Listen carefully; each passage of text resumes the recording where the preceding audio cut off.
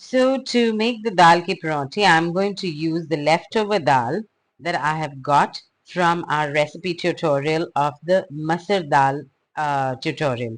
You can use any dal that you like which is leftover. Here I'm using masar dal. So I've got about a cup of dal, or roughly say about 6 tablespoons or so. I'm taking a slightly bigger bowl, and in this bowl I'm going to take 3 tablespoons of whole wheat flour, that is atta. So here we've got, and these are all heaped tablespoons that I'm taking. So there is quite a lot of atta in this recipe, and the amounts that I'm telling you will make 2 good sized dal ki paranthis for you to have. Now into this flour, I'm going to add frozen chopped onions, which are already available. So I'm putting about 2 heaped tablespoons of these also into this. You can put a little bit more, but if you put too much, you will find that your paranthi will start breaking. Half a green chili I'm snipping in with my trusty scissors. And because I have used the frozen onions, which are pre-chopped, you don't need to cut or chop any onions either. Here I'm going to show you how to just peel as much ginger as you need so that the rest doesn't dry up. I'm using the edge of a spoon. As you can see, you can use any teaspoon, tablespoon, whatever your fingers are comfortable with fitting into. And I'm just going to scrape off the skin, which comes off really easily. You see that? And I have scraped off only as much as I want because I don't want big pieces of ginger coming into my mouth when I eat. I'm using my scissors again, and I'm just going to slide them and sliver little bits of ginger which will come into the batter and cook really nicely into my paranthi, giving me the flavor but not too much of a piece. Next, I'm going to put in some green coriander into this, which gives it a really nice fresh flavor. This too, as you can see, I'm snipping with my scissors. No requirement for a chopping board or for a knife. And now I'm going to start seasoning this. To season this, first of all, I'm going to add in a bit of salt. The dal already has salt, but I need to season the flour component. Some cumin seeds into this, some uh, caraway seeds or ajwain, some red chili powder, depending on how spicy you want it. You can increase it or decrease it. And finally, I'm going to mix all of this together along with the dal. So I took 3 heaped tablespoons of flour. To that, I'm going to finally add 6 tablespoons and then a little bit of water to make the batter for this paranthi. At the moment, I've only put in a few tablespoons because I'm going to make a smooth batter out of this. And if I put too much liquid to begin with, it might form lumps. So it's better to add your liquid slowly, a little at a time.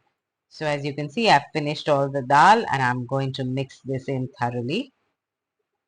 But it is very stiff, so I will need water shortly, as you'll see. I'm going to add some water into this now. At this stage, you can also add in a little bit of frozen chopped spinach, which will not only add the water component, but also really good quality nutrition into this paranthi. But since I don't have any spinach at the minute, I am only adding the water, and I'm going to get this batter to the consistency that we need it to be. So here I'm going to add a little bit more water. So I'd added about 2 tablespoons earlier. I'm adding another 2 tablespoons now, and let's give it a mix and see. You will need to have a look at the consistency that I am going to arrive at, because all different brands of flours will absorb different quantities of water, and it is the consistency that you eventually reach which is important for your paranthi to be a success, the way I'm teaching you how to make it. But I'm giving you a ballpark figure. So as you can see, this is a dropping consistency at the moment. I need it to be a little more fluid, so I'm adding in another tablespoon of water. I'm not going to make this a runny batter, but it has to be a thin dropping consistency. I will show it to you in a minute. So if you see, now it is dropping off my spoon, It's not flowing off my spoon. It is still dropping off my spoon in little bits, right? So this is ready now. I'm going to put this aside, and I'm also, oh, I forgot to put in the oil, sorry. So at this stage I also need to put in half a teaspoon of oil into it. That's all. And this is what makes the pronti khasta from the inside. So short is the English word for khasta, but our North Indians will understand what I'm saying. I'm going to get rid of this, and I need a microwave proof plate here instead. Now I'm going to grease this plate with just half a teaspoon of oil, and I'm going to spread that nicely all over the plate so that none of my batter sticks to it. So I'm going to bring in my batter, and I'm going to add in about half of the batter on this plate. So I might need a little bit more later, but let's see. And I'm going to slowly, with a very light hand, I'm going to spread this. Now I'm making a very small dal ki pronti because these are very delicate, and because of the moisture content in them, they can break easily.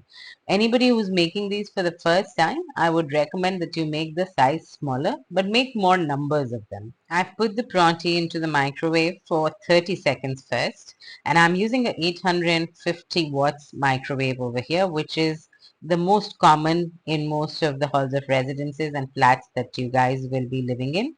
If you have a microwave with a higher or lower wattage, you simply need to inversely reduce or increase the time that you're going to cook it in. Or you can find an online calculator which will help you with it. There are lots of them online for free.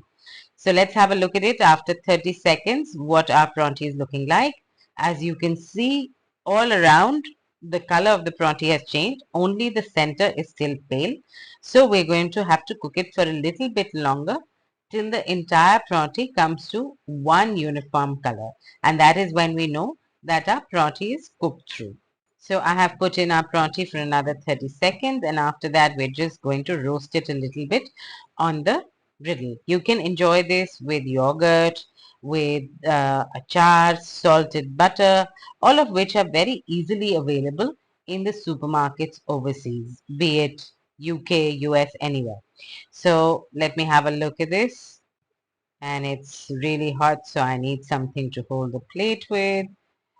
So here you can have a look at it, and you can see most of it is cooked through, only the very center is not. And if I show you with my spatula, the pronti is beginning to leave the plate without any issues. The sides which are cooked are beginning to leave the plate, sorry. Only the center needs cooking through, and then you will see how easily our pronti will come off the plate altogether. So I'm going to put this in for another 30 seconds or 40 seconds, and then we will have a look at whether our pronti is cooked through or not. Also, I need you to understand that the pictures of ingredients that were popping up on your screen at various points are not brand promotion or a supermarket promotion, but just examples of what you can get all over the planet, all over the world in supermarkets. Okay, let's have a look at this. And as you can see, it is entirely cooked through, maybe just a little bit of wetness in the center still. So I'm going to give it another 15 seconds in the microwave.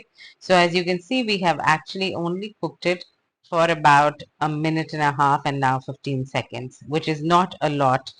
It takes a lot longer to cook prontis at home, right? And how long did it take for us to make that batter? Not long at all, right? So I'm just going to take this out now. 15 seconds are up, and let me show you. Right, have a look at this now. Can you see that the entire thing is totally even colored? And with the spatula, let me show you how easily this is going to come off the plate. When it first comes out of the microwave, it's a little bit delicate because there was quite a lot of moisture in the batter that we had made. But as it starts cooling, you will see that your spatula will get inserted under the pronti very, very easily, and it will not break. Since I've made this course to teach you, not mislead you, I have to tell you that this pronti is not ready yet. And how did I find out? Because when I was putting the spatula under the pronti, I felt a resistance. That means there was a certain amount of stickiness between the plate and the pronti, and that is an indication that the pronti is not yet fully cooked. So I have put it back in just for another 10 seconds. And now we're going to have a look at what the pronti is looking like after 10 seconds. Here we go. I'm going to pull that out, and I'm going to brush the top of this with some oil first, because remember, the top surface has been cooked, and now if I continue to cook it in the microwave, all that will happen is the top will start drying out. So I have added a little bit of oil on top, and now I'm going to try to remove the pronti once more. So I can see that my spatula is going in quite a bit now, but the center is still a little soft, and the feeling I'm getting is that if I force my spatula in, I will break the pronti.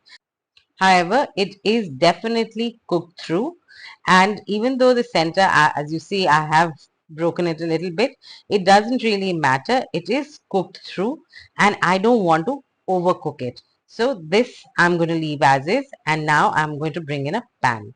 I am heated this pan on medium high on the induction cooker, and I'm going to put a little bit of oil on this, just half a teaspoon. Dal prontis absorb quite a bit of oil, so you need to give them maybe not as much as you would have seen at home, but definitely a good coating of oil for them to crisp up. Now I'm going to put this pronti onto the hot oil and the surface. The top of the pronti, as you saw, I put onto the hot surface, not the underside. And now when you can see the pronti from this end, you can see a little bit of color difference in the center. Can you do that? Can you see that? So that means that the pronti from the very center was just a tad bit underdone, which is perfectly okay because it is going to cook on this frying pan as well. Now I'm going to flip this over. It might need a little support because dal prontis are very soft, and you can see the nice golden bit which is happening on top, the golden spots, which is what makes it nice. And at this stage now you can decide how crispy or how soft you like your pronti, because the pronti is really just cooked through. You're only crisping the top part of it to your liking. I don't like my prontis ultra crispy, so this is just perfect for me. And I'm going to now enjoy this the way it is looking.